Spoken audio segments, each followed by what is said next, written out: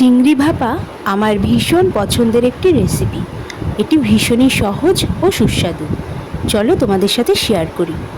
এর জন্য আমি এখানে নিয়ে নিয়েছি 400 গ্রাম মাঝারি সাইজের চিংড়ি মাছ। এবার এই মাছগুলোকে আমি ভালো করে বেছে নেব। প্রথমেই মাথার আর লেজের খোসাটা ছাড়িয়ে নিচ্ছি। এরপরে মাথার ভেতরের যে ময়লা গ্রন্থিটা থাকে সেটাও বের করে দিলাম। তারপরে অতিরিক্ত যে পাগুলো থাকে সেগুলো ছাড়িয়ে নিলাম। এরপরে পুরো বডির আঁশ ছাড়িয়ে নিলাম।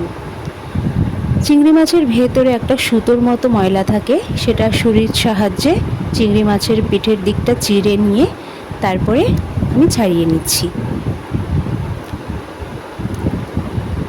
এবার সমস্ত মাছগুলো ছাড়ানো হয়ে গেছে। আমি ভালো করে ধুয়ে নিয়ে এতে স্বাদ মতো নুন আর পরিমাণ মতো হলুদ দিয়ে ম্যারিনেট করে রাখছি।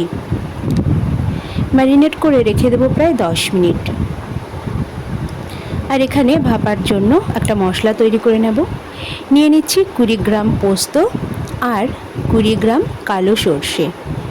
শুকনো অবস্থাতেই সর্ষে আর পোস্তটা গুঁড়ো করে নেব। সর্ষে পোস্ত গুঁড়ো করা হয়ে গেছে। এবার এর ভেতরে দিয়ে দেব অর্ধেকটা নারকেল কুচি করে দিয়েছি।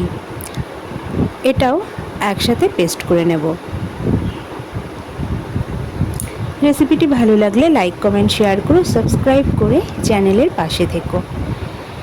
যে বাটিতে ভাপাতে দেব সেই বাটিতেই আমি মিশ্রণটা ঢেলে নিয়েছি। এবার গুঁড়ো মশলাগুলো দিয়ে দেব। দিয়ে দিচ্ছি স্বাদ মতো নুন, পরিমাণ মতো হলুদ, স্বাদ মতো লঙ্কা গুঁড়ো,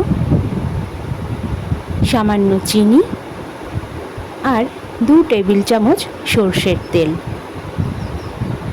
এবার সমস্ত মিশ্রণটা একসাথে ভালোভাবে মিশিয়ে নেব।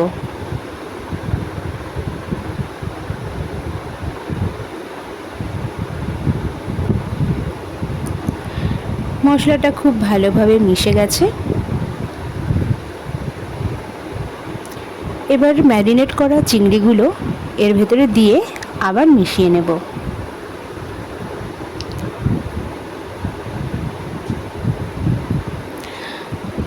এই রেসিপিটাতে কিন্তু টক দইও ব্যবহার করা যায়, তবে আমার টক দই ছাড়াটাই বেশি পছন্দ, তাই আমি এভাবেই বানাচ্ছি।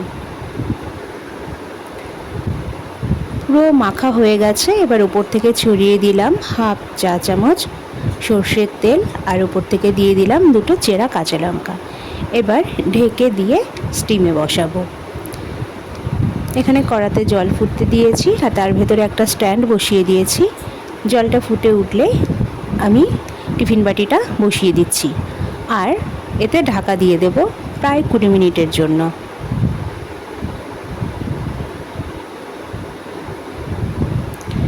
কুড়ি মিনিট হয়ে গেছে। আমি নামিয়ে ঠান্ডা করে নিয়েছি। দেখো কত সুন্দর দেখতে লাগছে আর অদ্ভুত সুন্দর একটা গন্ধ বেরোচ্ছে। তোমরা এভাবে বাড়িতে অবশ্যই ট্রাই করো আর জানিও কেমন লাগলো। দেখা হবে পরের ভিডিওতে।